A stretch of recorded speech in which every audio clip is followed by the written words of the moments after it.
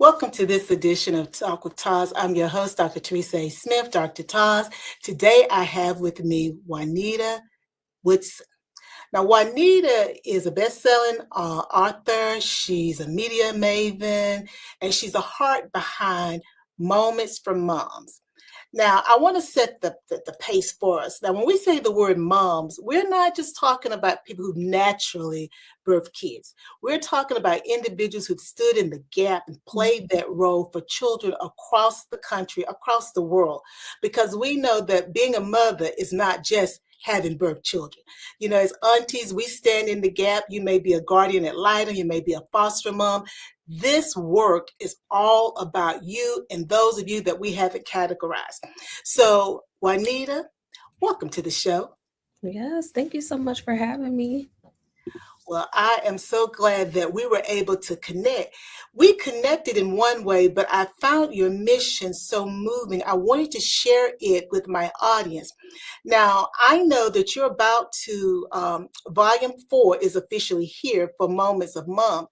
But could you maybe give us a little bit of your backstory and what was the impetus for you creating this anthology where moms are being highlighted for the roles that they play in our community through Yes, storytelling?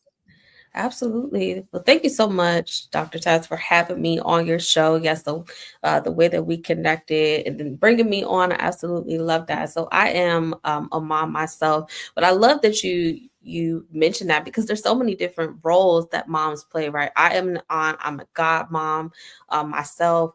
So and I've had so many women that have played roles as moms in my own life as well. So for me, I'm originally from Williamsburg, Virginia. At the start of COVID, right, we relocated from Williamsburg, Virginia to Georgia. Everything shut down.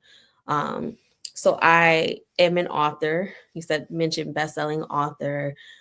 So during that time, I'm writing, but I started to notice during that time, like I missed my community, right?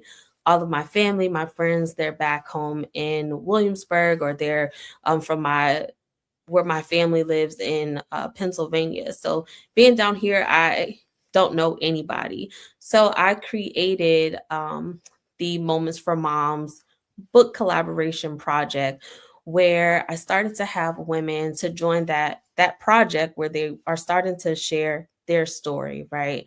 So that movement started in 2021. We released our first anthology, Moments for Moms Volume 1. And then that just started to grow. And now we are at Volume 4, which is now available. So we hosted our first official conference in 2020. Whew, the years just they fly by in 2025. And we're getting ready to host the second conference now in 2026. So the Moments for Moms movement came out of my need for just community, from what I was missing from being away from my community that I needed, which so many women, they need that sense of community, to just know that they're not doing motherhood alone. You know, that's so important, that sense of belonging. And we don't often think about it consciously that we do have a community that we've built. And when you talk about leaving Virginia and moving to Atlanta, well, I think it's Atlanta, but moving to Georgia, and it's like you're there by yourself. So it's very fortuitous for you to develop this anthology where you brought people together, which was a sense of community during the time that we were in COVID, that now has just sort of like metamorphosed into this movement. Yeah. So we know that this is not just pages and Right. pen. You know, it is a movement. How have you seen Moments from Mom transform the lives of both readers and your contributors? Yes, absolutely. I am now seeing of the women in this community, they are developing their own streams of income, right? Building businesses outside of the book. So I give a shout out to one of my dear sisters in this movement, who is our marketing strategist, Miss Paula Banks. She has launched her own publishing company now, right? she has established multiple streams of income just by being connected through this Moments for Moms movement, right? So it just has shown me the power of community, what can really just be birthed from someone believing in you and pulling you up, right? And just that connection that we have in community. I like what you just said, someone believing in you and pulling you up. Mothers are often that cheerleader. They are Yeah. cheering everybody else on, but when you look behind you, it's like, who's cheering you on? And to be able to see that this community virtually, because guys, this is a virtual community, came together and Yes. people have had the support that they needed to expand their horizons and open up new businesses, as you mentioned with Miss Banks. So when I think about all that's happening in the world right now, and then what moms are carrying, because we carry so much. And we know that there are economic pressures, there are things happening culturally. How does Moments for Mom help mothers to navigate these challenges while staying grounded in their faith and purpose? Yes. So we host some virtual monthly meetups, right? So in November 2025, we actually, this was right around the time when they cut the SNAP benefits, right? So we did a budget monthly virtual meetup, giving some different budgeting tips. And then we also did oof, the thought is so we did uh a give back where we were collecting money, but we were giving gift cards or cash apps to moms in need at Thanksgiving time. It was called our Bless This Table campaign, right? So during that time, just Moments for Moms, so it's more than a book, right? Beyond the scope of just words on pages. It is a community where we really want to see moms win, right? It's about empowering you beyond the words on the pages, for sure. Well, you've given some really good strategies that others could implement because, as you indicated, in the fall of 2025, we saw SNAP benefits. We know Yeah. that there were things happening in the federal government with federal employees being laid off because they didn't have a federal budget. And so to see how moms stepped in and not only supported those that were a part of your network, but expanded that abroad. That Right. shows the power of women, Yes. of moms, because we see sometimes what others don't see. And I believe that we have an uncanny ability to figure out how something can be done and do it. Because you talked about helping mothers budget, because when you have less funds, whether you were receiving SNAP or not, how do I now make this work? Yes. Because I still got to feed my family, I still have bills to be paid, you know, and then being able to provide those give bags, but doing it in the 21st century way, because Yeah. sometimes we can't reach out and touch the person and give them a bag, but you can give them a gift card, Cash Yeah. App, Yeah. even Zelle. So thinking differently is Right. still supporting that network, and it's like paying it forward, and those individuals will be able to do the same thing because you've set the standard. So I love the fact that you had the I think it was Bless the Table campaign Yes. Bless This um, Table campaign. for moms. And so now you mentioned that 2025 was the first year that you had your conference. Yes. So your conference is coming up. I think I was looking on the website. I think it's March 2026, and it's going Yes. to be in Williamsburg, Virginia. What can moms expect this year from the Legacy Unlocked experience, and why is this the room to be in 2026? Yes. So we are helping moms to secure the future, right? Through faith, health, and wealth. So that is so important because we know that the world is ever changing. So it's just important for us to be able to give you the tools and the resources that you need to really build legacy for yourself and for your family. And it's also just a way for you to come to network, to reset and relax as well. So we'll have some impactful keynote speakers, workshops, and we'll also have the Moments for Moms Legacy Unlocked award ceremony that Saturday evening. So it's March 20th and 21st, 2026.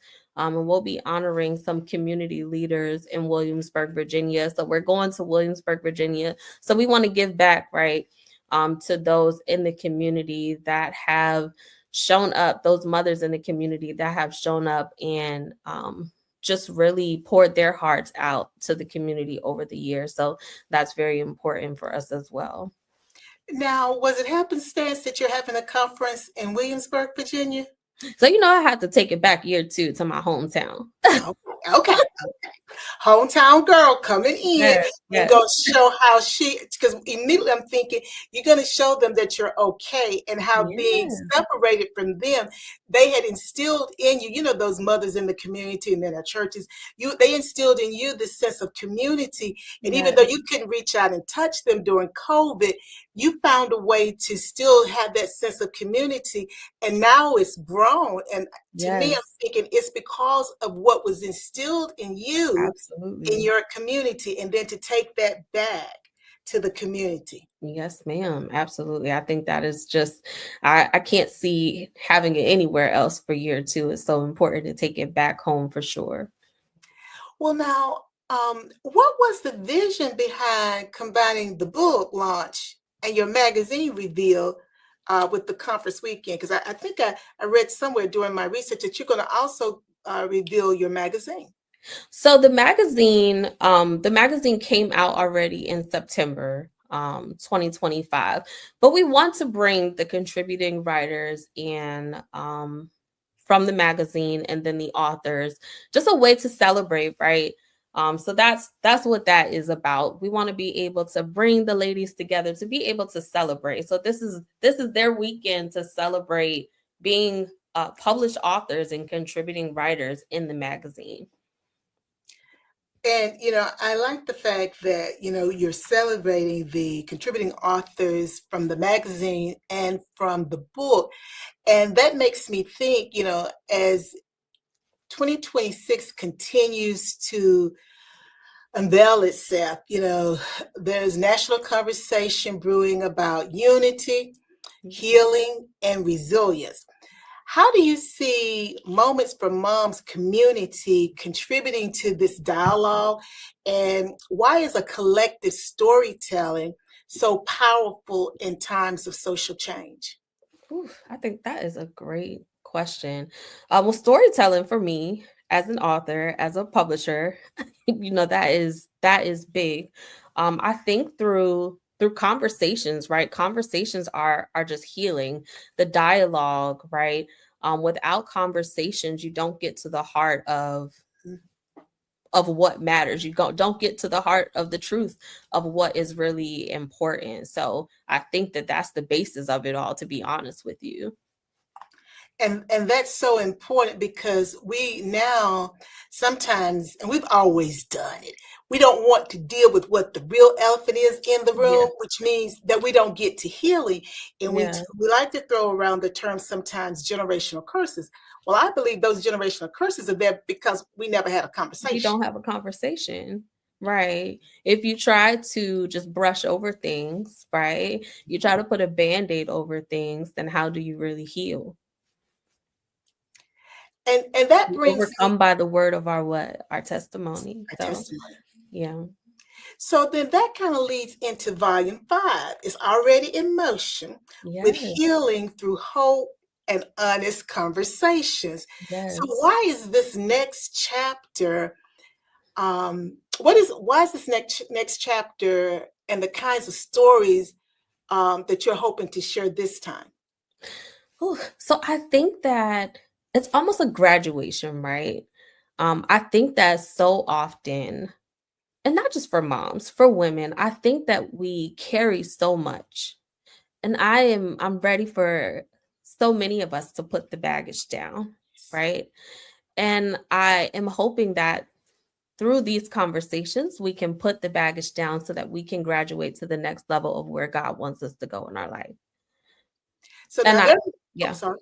no, go ahead. Well, when you said it, my mind was immediately like, now there may be some moms listening Mhm. who don't feel like their story is worth sharing. And Ooh, as you said, when you can share the healing, when you can share your story, the healing begins, and God wants us to, then we're able to graduate in the next phase of our life that God has already prepared for us. So, yes. what would you say to a mom listening right now who feels like her story isn't, big enough, or maybe it's not worthy enough to be published? Oh, well, I always say that your purpose, or I'll say your story, is not just for you, right? There is someone somewhere who may have a story that is similar to yours. You may have overcome that thing that you feel like is so small, but there may be someone who's stuck in that small thing that is having a hard time escaping from that small thing. And their small thing is becoming a bigger thing, that it was just a small thing for you, but their small thing is becoming a bigger thing. So it is important sometimes to share your story so that that person is able to come out of that, what you consider a small thing. So God can use anything. And it is important for us to allow God to use the anything. Um, so that's what I would say. That's what I would say to the mom. Um, and allow God to be the decision maker of that, right? Don't try to tell God what he is what he is supposed to do. Let God make the choice. Now, Juanita, I'm smiling because all of this, what they say, a hit dog, a bark, or something like that, Yeah. a holler, whatever. I'm Southern. But a friend of mine said to me some months back, um, he basically said, Teresa, I know you good, but let God handle it. Let God handle And it. he had to keep telling me that, because what he was saying to me, which I think is so important and aligns to what you're saying, is sometimes we take it from God Yeah. instead of let him handle it. Other times we think it means nothing. So Yeah. we never actually nurture it to see where he's trying to lead us. And that goes back to, oh, I don't think my story is it's not significant. It was just this, and I did this. And so, it's no big deal. But how you were able to turn the situation around, someone else, they haven't thought about it that way. Mm-mm. And your situation could be the answer that opens the door to someone else's freedom. But, Yes. I that we should let God lead us, but I'm leading myself. And so I think that that's a message that really sort of cements the healing that you're talking about, and that hope when Right. we take our hands off of it. And it's hard for women because we have to be so many different things. We superwoman.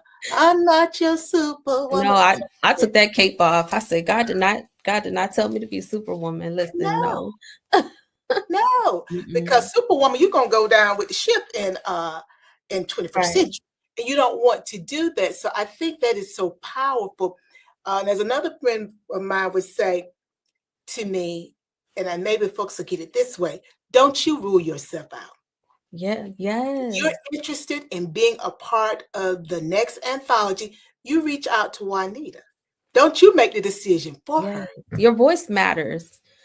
It matters, and it can open so many doors for you if you allow it. So God is a gentleman. He is a gentleman. And I do want to just say, you don't have to have any writing experience, any publishing experience. We take you through the process. We coach you, be open to coaching and feedback. So you don't have to be like afraid of that process. We take you through that process, but just be open to community. I think that more than anything, that is definitely like the biggest thing that you gain here. You gain the community, and the sisterhood that so many women just really crave. Well, community and sisterhood is very important. So let's have a little fun. If you could sit down for a mom to mom brunch with any woman in history, Mhm. who would it be? And what would you want to ask her? With any mom in history, who would that woman, well, excuse me, for a mom to mom brunch, but with any woman, because she may not have had natural children, but with any woman in history, who would it be and what would you want to ask her? Okay. Ooh, okay. So she could be still living. Mhm. Okay. So I think I would want to sit down, I think with Oprah, right? Because Oprah's book club, I would love to sit down and ask her, how did she build it to where she's built it? Because I Mhm. would love to get to that stage one day. Well, Oprah is a master strategist, Yes. visionary.